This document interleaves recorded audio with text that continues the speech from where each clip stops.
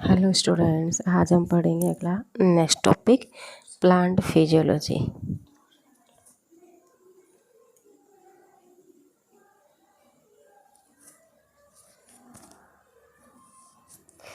कल वाला enzyme topic कल हमने कंप्लीट कर दिया था। आज हम नेक्स्ट टॉपिक पढ़ेंगे प्लांट फिजियोलॉजी।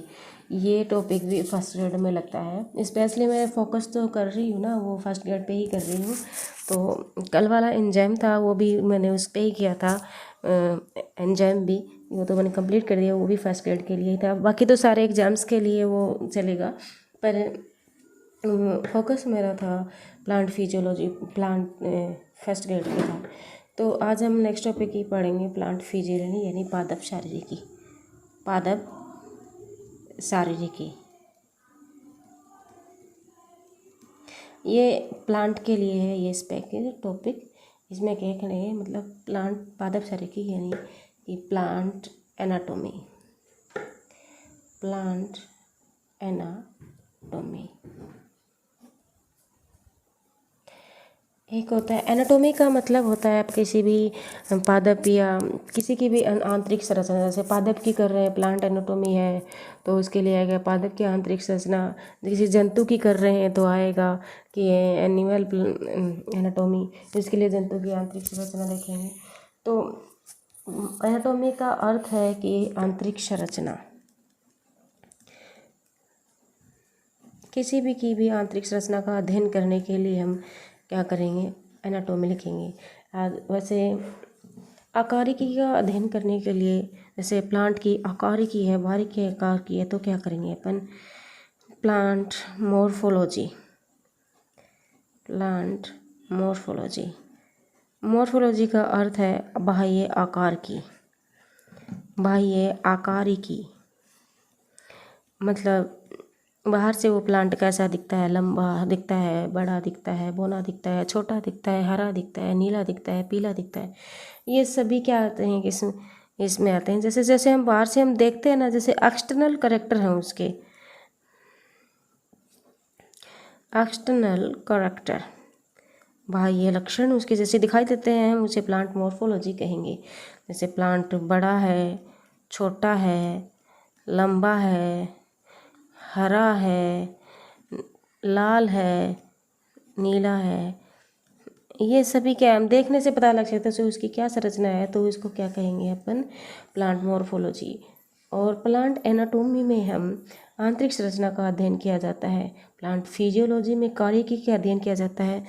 जैसे प्लांट फिजियोलॉजी है, प्लांट फिजियोलॉजी, प्लांट फिजियोलॉजी का मतलब है कार्यकी। कार्यकी मतलब इसमें क्या होता है, फोटोसिंथेसिस होता है, फोटोसिंथेसिस, रेस्पायरेशन, प्लांट ग्रोथ,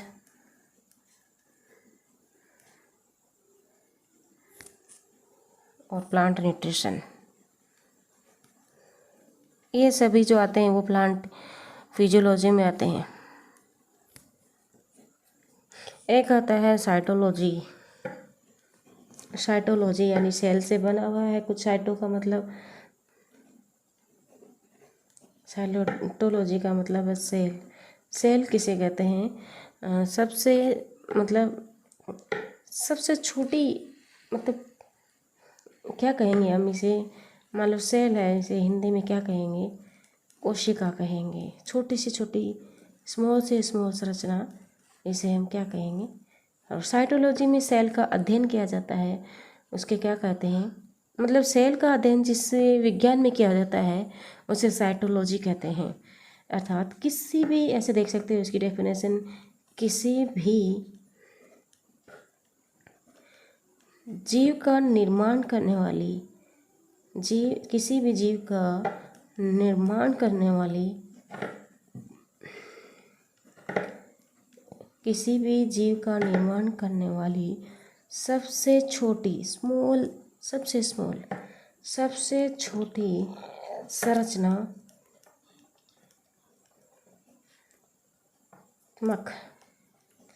व क्रियात्मक स्ट्रक्चरल एंड फंक्शनल यूनिट। क्रियात्मक इकाई को ही हम क्या कहेंगे, सेल कहते हैं। अर्थात किसी भी जीव का निर्माण करने वाले सबसे छोटी यूनिट जो स्ट्रक्चरल और फंक्शनल होती है उसे अपन क्या कहेंगे, सेल कहेंगे। और दूसरी सेल से किसका निर्माण होता है आगे उस जगह, जैसे बहुत सारी सेल्स मिलकर किसका फॉर्मेशन करती हैं, टिश्यू का फॉर्मेशन करती हैं। और टिश्यू मिलकर किसका फॉर्मेशन करते हैं, टिश्यू सिस्टम का करते हैं।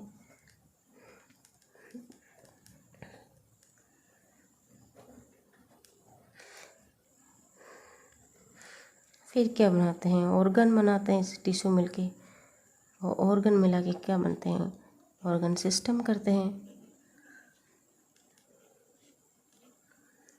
और ऑर्गन सिस्टम किसका निर्माण करते हैं, शरीर का। ये एक पूरा प्रोसेस होता है कि छोटे से बड़े, बड़े से मतलब हम सब शुरू में चले तो कहाँ से हमारा फॉर्मेशन हुआ है, सेल से हुआ है। अब क्या है, टिश्यू देखो, हम टिश्यू देखते हैं दूसरा, तो टिश्यू का फॉर्मेशन किससे होता है, सेल से होता है। इसमें किसका अध्ययन किया जाता है, ऊतकों का अध्ययन किया जाता है। इसमें ऊतकों का अध्ययन किया जाता है, अध्ययन यानी स्टडी की जाती है, ऊतकों का अध्ययन किया जाता है। हिस्टोलॉजी कहते हैं इसे।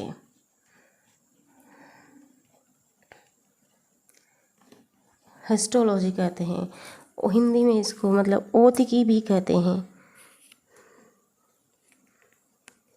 ऐसा अर्थ है। डेफिनेशन लिखे तो ऐसे लिख देते हैं, कोशिकाओं के ऐसे समूह है, कोशिकाओं के ऐसे समूह है, कोशिकाओं के ऐसे समूह है, कोशिकाओं के ऐसे समूह है जो उत्पत्ति, संरचना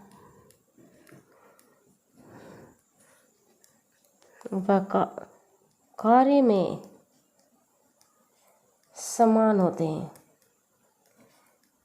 समान होते हैं। तो क्या कहलाते हैं, ये सभी टिश्यू कहलाते हैं, टिश्यू कहलाते हैं। देखो, इनकी उत्पत्ति, संरचना और कार्य समान होते हैं, लेकिन कभी कभी क्या होती है, इनकी संरचना व कार्य तो क्या हो जाते हैं, डिफरेंट होते हैं। मेनली ये क्या है कि इसकी उत्पत्ति होती है, ओरिजिन होता है, वो समान होना चाहिए, ओरिजिन समान होना चाहिए। फोकस तो है उत्पत्ति पे, और बाकी ये चेंज होते रहते हैं। जैसे मेसोडर्म से किसका निर्माण होता है, जैसे मेसोडर्म से उसका ब्लड और मतलब बोन्स का फॉर्मेशन होता है, दोनों ही कनेक्टिव टिश्यू है। लेकिन जो बोन्स होती है वो हार्ड होती है, जबकि ब्लड होता है वो एक तरह लिक्विड होता है, एक संयोजी ऊतक होता है। और बोन्स होती हैं वो क्या होती हैं, एकदम हार्ड पेशी ऊतक है। तो दोनों के कार्य भी अलग अलग है। जैसे ब्लड है वो सभी फ्लो का कार्य करता है, जबकि हड्डियाँ हैं वो क्या करती हैं, हमारी मजबूती प्रदान करती है हमारी बॉडी को।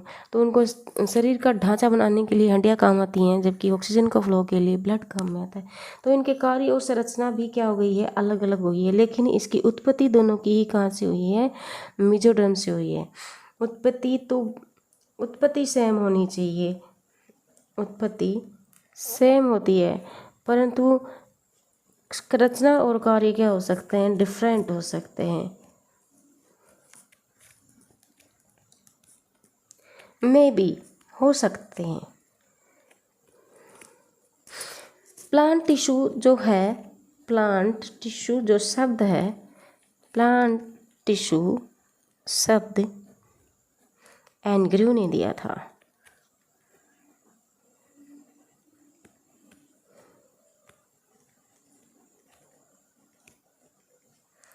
और एनिमल टिश्यू वर्ड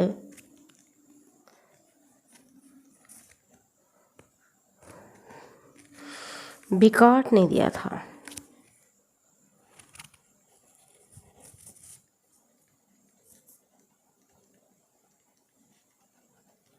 और इसको ही फादर ऑफ एन ग्रू है, इसको ही फादर ऑफ प्लांट एनाटॉमी कहा जाता है। तो फादर ऑफ प्लांट एनाटॉमी कौन है? N Grew. Father of plant anatomy N Grew को कहा जाता है।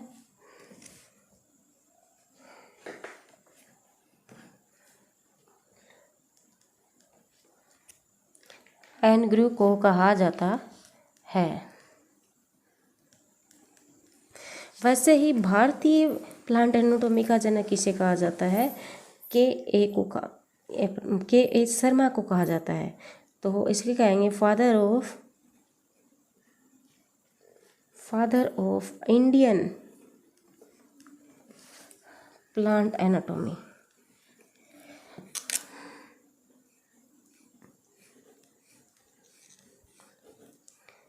के ए शर्मा को कहा जाता है। ठीक है। अभी जो प्लांट हैं, ये दो टिश्यू हैं, ये दो प्रकार के होते हैं। तो इसे क्या कहेंगे हम? टू टाइप होते हैं।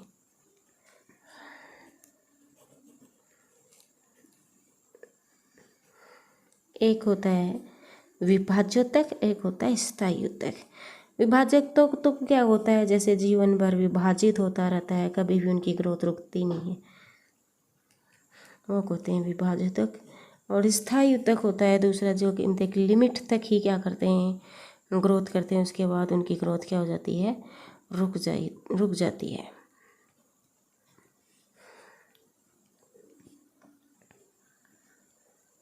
ये अविभेदित रहते हैं।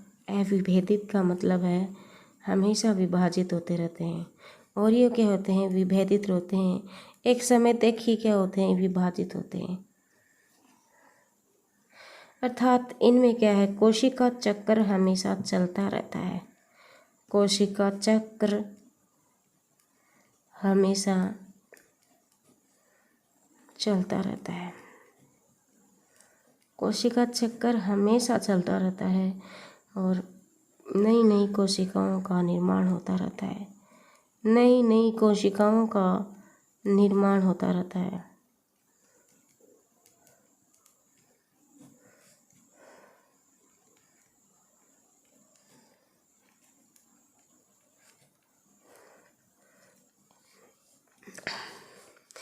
स्थायित्व विभेदित का मतलब है जिन सेल्स का या जिन कोशिकाओं का निर्माण होना था वो हो चुका। जिन कोशिकाओं का निर्माण होना था वह हो चुका। आगे कोई विभाजन नहीं होगा। आगे कोई विभाजन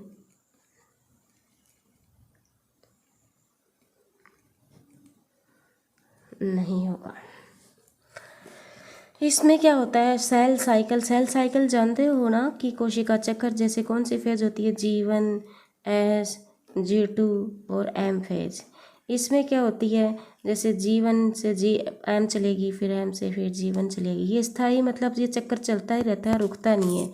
लेकिन इसमें क्या होती है? एक जैसे G1 है, S है, G2 है, M है, एक बार तो ये चक्कर चलता है, उसके बाद में क्या यहाँ आके रुक जाता है, तो G0 फेज बन जाती है। G0 है, इसको कह देते हैं। इसका मतलब है ये फेज यहाँ पे है, रुक गई है। अर्थात ये फेज यहाँ पे G1 फेज में आके क्या हो गई है? रुक गई है, आगे नहीं बढ़ी। और इसमें G2 अवस्था के अंदर ही ये G1 फेज होती है ना, ये सबसे बड़ी होती है। G1 फेज सबसे बड़ी होती है और M फेज क्या होती है? सबसे छोटी होती है। G1 फेज क्या होती है? सबसे बड़ी होती है। और M फेज क्या होती है? सबसे छोटी होती है। S फेज में DNA का सिंथेसिस होता है और G2 फेज होती है, उसके अंदर ट्यूबुलिन प्रोटीन बनता है जो आगे चल के तंतु तंतु बनाते हैं। और M फेज में ही क्या होता है? वास्तविक डिवीजन होता है। वास्तविक डिवीजन किस में होता है? M फेज में होता है। तो सबसे छोटी अवस्था भी होती है। तो ठीक है दोस्तों, आगे का टॉपिक हम कल करेंगे।